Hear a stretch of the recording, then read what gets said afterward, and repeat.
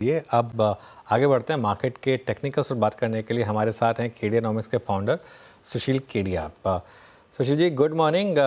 क्या लग रहा है मार्केट को देखकर, एक डबल टॉप का रिस्क है या फिर ये मार्केट ऐसे चलता रहेगा? देखो, मार्केट का मतलब हम इंडेक्स से अगर बात कर रहे हैं तो इंडेक्स ने 2 घंटे के अंदर 300 पॉइंट का जो अपस्विंग दिया, उसके बाद लास्ट 4 दिन से इंडेक्स दोनों साइड धक्के खिला रहा है। और कोई बड़ी बात नहीं होगी कि अगर इंडेक्स में और भी कुछ 100 पॉइंट बढ़ जाए, पर जो बात मेन ये है, इंडिविजुअल स्टॉक्स या जिस तरह के स्टॉक्स पे लोगों की एक्सपोजर है, तो मार्केट से हमारा तात्पर्य ये है कि लार्ज कैप्स में, फ्यूचर्स में बहुत ही कोई गिनी चुनी अपॉर्चुनिटीज अब बची हुई लगती है जहां पे कोई सस्टेनेबल अप ट्रेंड मिल जाएगा। देखो ना, इस बात को समझाना जरूरी, इंडेक्स का वेरिएशन किसी एक घंटे में या एक दिन में या एक महीने में दो चीजों पे डिपेंड करता है। इंडेक्स के जो अंडर के 50 स्टॉक्स है उनकी मूवमेंट, और उन 50 स्टॉकों के जो को वेरियंसेस है। 2 घंटे में आपने सारे को वेरियंसेस को कंप्रेस कर दिया और इंडेक्स में एक आउटसाइज मूव आ गई, और फिर सारे स्टॉक्स अपनी अपनी टेरिटरीज में, अपनी अपनी ऑर्बिट में तितर बितर हो रहे हैं। तो लार्ज कैप्स में अगर एक ओएनजीसी में कोई नया बाई सिग्नल हमें मिल जाता है यहाँ पे, या अडानी के स्टॉक्स में क्लियर बाई सिग्नल्स लेके हम काम कर सकते हैं। बाकी के जो कि गिरते हुए स्टॉक्स में अगर एक रिबाउंड है, या बड़ी फजी मूव है, या अपोलो हॉस्पिटल का लास्ट फैग एंड मूव है। अगर हमने हिंदुस्तान लीवर 1900 में लिया कि 2900 में बेचेंगे, और 2900 का भाव आने के बाद वहां सेल सिग्नल आ गए, तो मैं सारांश में कहूं, लार्ज कैप्स में बहुत ही गिनी चुनी अपॉर्चुनिटीज नजर आती हैं जहां लेके कोई सस्टेनेबल अप ट्रेंड हमें हासिल हो जाएगा। वहीं बी ग्रुप के स्टॉक्स में, मिड कैप्स में अभी भी सस्टेनेबल अप ट्रेंड्स के कई नए नए ट्रिगर्स आ रहे हैं, और इंडेक्स अपने खेल तमाशे अपनी जगह करती रही। ओके, तो बी ग्रुप में फिर कौन से stocks top of the radar हैं सुशील? देखिए, केमिकल्स के स्टॉक्स में जो हम थोड़ा अर्ली बुलिश हो गए थे, अब उनमें एक एक करके अक्रॉस द बोर्ड नए ट्रिगर्स बनने लगे हैं। चाहे वो अब आप अल्काइल अमाइंस को ले लो या फाइन ऑर्गेनिक्स ले लो, कि इनमें भी अब एक्सप्लोसिव मूव शुरू होनी चाहिए। डिफेंस के स्टॉक्स जिसपे हमें परहेज था अनुज की बहुत भाग गए, करेक्शन देंगे, काफी हद तक करेक्शन हो गया है। कुछ कुछ वापस से नए ग्रीन शूट्स उनकी चार्ट्स पे एक दो नजर आने लगे। कुछ और सस्टेन करेक्शन बाकी के सेक्टर्स में हो सकता है, पर जैसे कोचिन शिपयार्ड में आज एक नया बाई सिग्नल आ गया, तो अगर ये भागेगा यहाँ से तो 50% की रिटर्न 2 महीने में आ जाए ऐसे स्टॉक्स पे, कोई बड़ी बात नहीं है। तो अब एंजल ब्रोकिंग जैसे कल वापस एक्सप्लोड कर गया, टाटा एलेक्सी साइडवेज जिस पे हमारी पुरानी बाई है। अगर अगर मैं डिफेंस के अलावा और केमिकल्स के अलावा फर्टिलाइजर्स में अगर बात करें अनुज, विद इन द सेक्टर कई स्टॉक्स में रोटेशन हो रहा है। दीपक नाइट्राइट, दीपक फर्टिलाइजर्स, इनको जो हमने खूब तेजी करी, बहुत अच्छा पैसा मिला, और अब उनमें हमारे टेक प्रॉफिट सिग्नल्स आ गए। तो अब आपके मद्रास फर्टिलाइजर या ट्रावनकोर फर्टिलाइजर, इस तरह की जो छोटी फर्टिलाइजर कंपनीज है, वापस उनमें एक्सप्लोजन के चार्ट्स बन रहे हैं। तो with in the fertilizer sector जो लैगार्ड्स थे, अब पैसा हम उस तरफ डालने के लिए अपने निवेशकों को सलाह दे रहे हैं, और जब बड़ी मलाई बन गई वहां से उतारे। जुआरी एग्रोकेम, आप चाहे 2 साल के व्यू पे ले लो, 1 साल के व्यू पे ले लो, अगले 2 महीने के व्यू पे ले लो, पैराबॉलिक मूव इस चार्ट में, तो वहां नेक्स्ट नया ब्रेकआउट है। तो सिलेक्टिव अपॉर्चुनिटीज हैं, सेक्टर रोटेशंस हैं, और बी ग्रुप और साइड मार्केट में अपॉर्चुनिटीज की कमी नहीं है। ए ग्रुप एक बार डीपली सैचुरेटेड लगता है। सुशील, वैसे खैर आप से हम टेक्निकल्स पर बात करते हैं, लेकिन आप की पकड़ मार्केट पर टेक्निकल से ऊपर भी है, और मैक्रोज पर काफ़ी आप बड़ी पकड़ रखते हैं। जो बजाज हाउसिंग फाइनेंस का आईपीओ आया, जिस तरीके के सब्सक्रिप्शन मिले और जिस तरीके का पोस्ट लिस्टिंग का यहाँ पर मूव रहा, इसको आप मार्केट के कॉन्टेक्स्ट में कैसे देखते हैं? देखिए, वो एक सदाबहार वीडियो है जसपाल भट्टी का, पीपी वाटर बॉल्स का आईपीओ। खैर, बजाज हाउसिंग और पीपी वाटर बॉल्स को हम नहीं कंपेयर कर सकते, पर इस वक्त बाजार में कितनी सारी पीपी वाटर बॉल्स भी हैं। पानी पूरी बेचने वाले की वाटर बॉल्स इंग्लिश में हो गई, और लंदन से उसने टाई अप कराया था। तो ये जो आईपीओ मार्केट में जो फ्रॉथ है, ये जो इब्यूलियंस है, you know extra ordinary positive sentiment जो है, ये खतरे का साइन होता है अनुज हमेशा। मतलब हर किसी स्टॉक को, हर किसी तरह की कंपनी को एक्सट्रीम और सब्सक्रिप्शन जो मिल रहे हैं, और जब जब मार्केट ने बड़े टॉप किए हैं, मैं ये नहीं कह रहा कल सवेरे टॉप आ गया या सारे स्टॉक्स टॉप हो जाएंगे, एक्स्ट्रापोलेट ना करे कोई भी, पर एक पुराना चिन्ह है ये।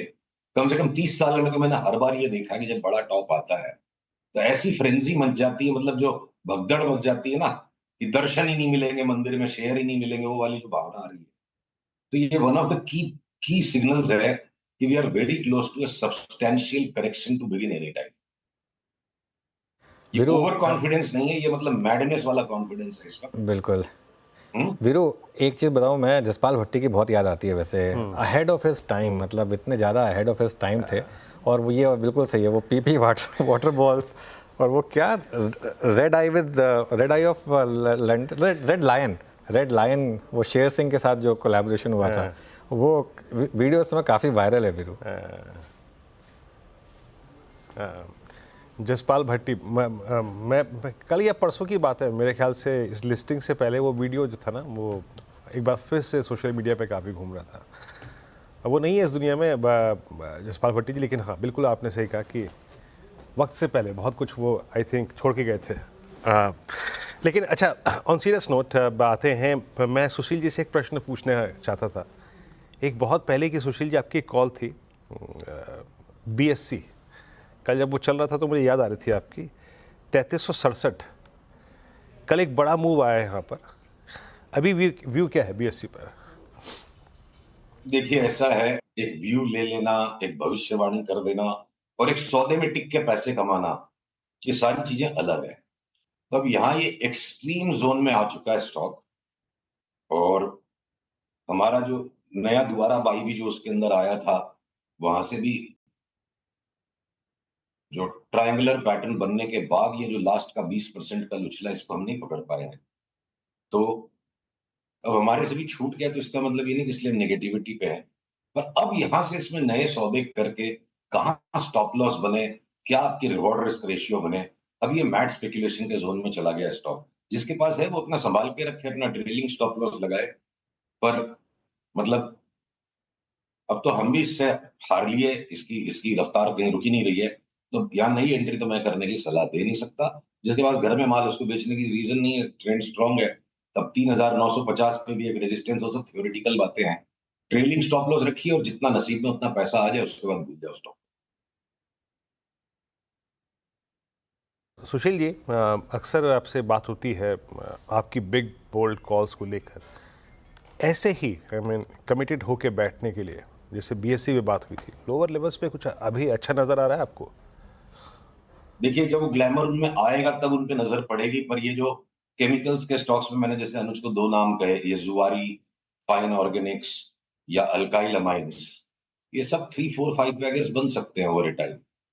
पर देखिए क्या है ना, वो प्रगति जो आएगी परिवर्तन आने के बाद, और परिवर्तन चलता है धैर्य के रथ पे। और धैर्य है नहीं, रातों रात अभी पैसा कमाने का मौसम है। पीपी वाटर बॉल्स चल रहा है मार्केट में, तो उसके अंदर कोई बोले कि साल भर का व्यू लेके अल्काइल अमाइंस ले लो, तो अभी हमारी बात मोस्ट बोरिंग लोगों में होगी। पर ठीक है, पैसा तो वही बोरिंग काम करके बनेगा, पीपी वाटर बॉल्स में नहीं। अच्छा, एक गोल्ड और सिल्वर पर आपने एक बहुत बुलिश व्यू लिया था, खासतौर से गोल्ड पर।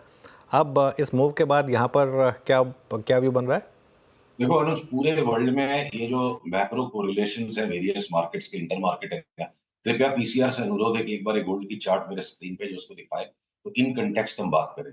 देखिए शॉर्ट टर्म ट्रेडिंग में यूजुअली क्रूड ऑयल और गोल्ड एक दूसरे के उल्टा चलते हैं। आप कोरिलेशंस निकाल के देखो। और और गोल्ड एक विशेष कॉन्ट्रैक्ट है जो सुपर एसेट की भी तरह बिहेव करता है और सुपर करेंसी की भी तरह बिहेव करता है। जब एसेट मार्केट्स में फियर आता है तो ये सुपर एसेट बन जाता है, और जब करेंसी मार्केट्स में फियर आता है तो ये सुपर करेंसी बन जाता है। तो गोल्ड की कोरिलेशन स्टडीज किसी भी दूसरी एसेट के साथ मच मोर कॉम्प्लेक्स हैं। सिंपल कोरिलेशन यहाँ काम नहीं करते। और जो थोड़ी स्टैटिस्टिक्स जानते हैं, लॉजिक प्रॉफिट रिग्रेशन लगाना जरूरी है। तो गोल्ड की चार्ट को एक तरफा डॉलर के साथ जोड़ना भी गलत है। वो रिस्क ऑफ रिस्क ऑन दोनों एसेट्स और करेंसी मार्केट्स दोनों के साथ ही काम करता है। तो गोल्ड की जो चार्ट पे हमने जो प्लॉट लगाया हुआ है, कि ये कॉम्प्लेक्स रैली जो है, कभी भी इसमें बड़ा पुलबैक जब आएगा तो हम इसमें तेजी का व्यू लेंगे। और यहां से गोल्ड में तेजी लेकर के हमें अब लगता है फंस जाएंगे। तो लास्ट के 1% 2% कमाने की कैलिबर न हमारे अंदर कभी आई, ना वो आएगी, क्योंकि वो बहुत ज्यादा रिटेल बिहेवियर है। लास्ट का 1 2% कमाने की कोशिश में अगला नीचे का 20% हाथ से निकलता है। तो गोल्ड सिल्वर में जो ये बम्प अप है मुझे लग रहा है ट्रैप है। At the same time Manoj, जो कोनेंड्रम है ग्लोबल मार्केट्स में, कहीं ना कहीं ऐसी ताकत लड़ी पड़ी है कि सारे मैक्रोस को काम नहीं करने दे रही है। येन अगर इतना एक्सट्रीमली स्ट्रांग हुआ, जिसके ऊपर में इक्विटी मार्केट्स की धुलाई होती रहनी चाहिए थी, पर येन मजबूत होता चला गया और वॉल स्ट्रीट वापस रिबाउंड करेगी। डॉलर इंडेक्स अब यहां से जोर से अगर बढ़ेगा और US 10 year bond yield rate दिखा नहीं रही है कि उसमें कोई सस्टेनेबल डिक्लाइन है, अभी कुछ बोल और वॉलेटिलिटी इंडेक्स भी अब स्पाइक हो रही है, तो अनुज यहाँ पे क्या है कि मैं सारांश में कहूंगा कि अक्लमंद के लिए अभी अक्ल मंद पड़ गई है। 1-2 दिन इस इवेंट को गुजरने देना पड़ेगा फेड को, और फिर देखना पड़ेगा सारे मैक्रो काम कर रहे हैं कि नहीं। यहाँ पूरी ताकत का खेल चल रहा है ग्लोबल मार्केट्स में, इंटर रिलेशनशिप्स काम नहीं कर रही है इस वक्त। बहुत अच्छा पॉइंट रेज किया आपने अब, क्योंकि एक और रिस्क बन रहा है, डॉलर येन वापस 140 पर आ गया है। क्या पिछली बार जैसे अगस्त में जब उसने 140 ब्रेक किया था, एक बड़ी कैरी ट्रेड अनवाइंडिंग का रिस्क आया था, क्या दूसरी बार अगर ऐसा होगा तो फिर वही होगा या मार्केट अब पचा चुका है उसको? देखो, लास्ट 10 दिन में येन की लगातार जो मजबूती है, उसका प्रभाव एसेट मार्केट्स पर नहीं पड़ा, चाहे वो गोल्ड हो, चाहे वो इक्विटी मार्केट्स हो, और साथ में क्रूड भी ऊपर बढ़ रहा है। तो correlations has been failing, traditional correlations काम नहीं कर रहे, यानी कुछ ना कुछ नया होने वाला है। तो नया क्या होने वाला है पता नहीं है। देखिए, जब रिश्ते बदलते हैं तो उसके पहले वो इंसेंसिटिव हो जाते हैं। एक दूसरे के प्रति जब लोग इंसेंसिटिव हो जाते हैं, रिश्ते बदलने वाले हैं। तो सारी एसेट्स के रिश्ते जो है ना, इनसेंसिटिव हो रखे हैं लास्ट 8-10 दिन से, और ऐसे परिप्रेक्ष्य में बुद्धिमान आदमी ही बुद्धू बनेगा। तो यहाँ सोचना व्यर्थ है, थोड़ा इंतजार करना बेटर है।